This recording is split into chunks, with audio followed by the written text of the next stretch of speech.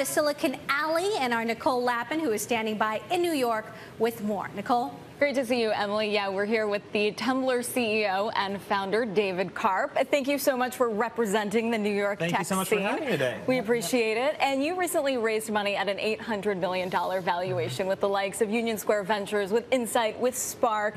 You're one of the most visited sites on the internet. How do you monetize this thing?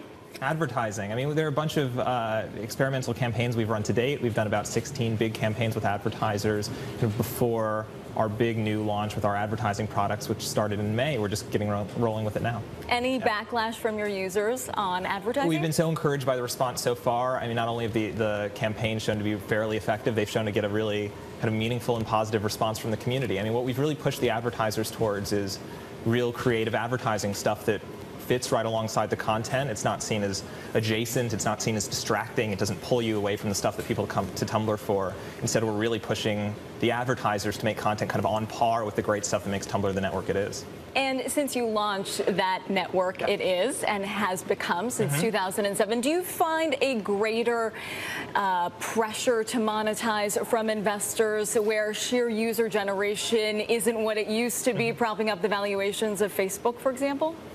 I mean, look, I'm incredibly grateful to have the incredibly supportive investors we have. I mean, they're still pushing us to focus on product first, community first, and growth of the audience before anything else. We're a 5.5-year-old company now, and you know, it's entirely possible that this market is going to make raising money harder.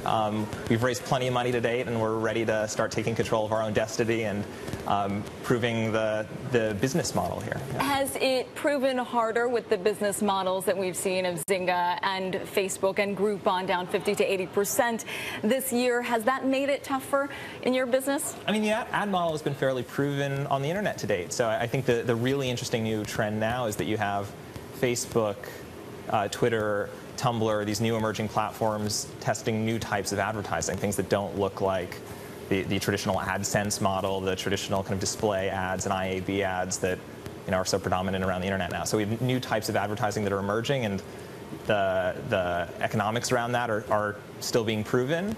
But I think household name. Why don't you just go public? We have a little ways to go. We definitely have more to prove, and we'll see. This company is certainly not for sale.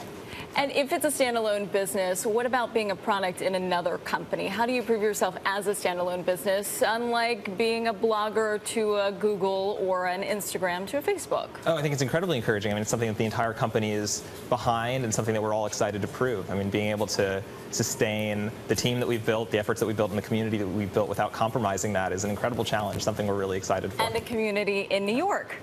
Absolutely. You wouldn't change that?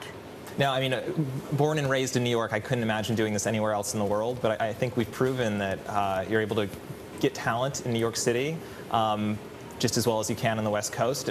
Today, half of our team at Tumblr is actually relocated, not entirely from California, about a quarter of them probably from California. So, we're able to kind of compete on the same grounds as these guys with this really interesting sell to these talented engineers, which is, before you take the gig at Google, before you take the gig at Facebook, come spend a weekend in New York City. We're able to get these guys out here for a little bit, show them around town, show them life at Tumblr, one of the biggest networks out there today, and often hook them with a very different, while Facebook and Apple and Google are trying to pull them in different directions up and down the West Coast, we're able to show them something totally different, again, in the Empire State. So it's in the concrete jungle, baby. Yeah, well, thanks so much to David Karp representing Emily, the New York tech scene today. Thank you so much.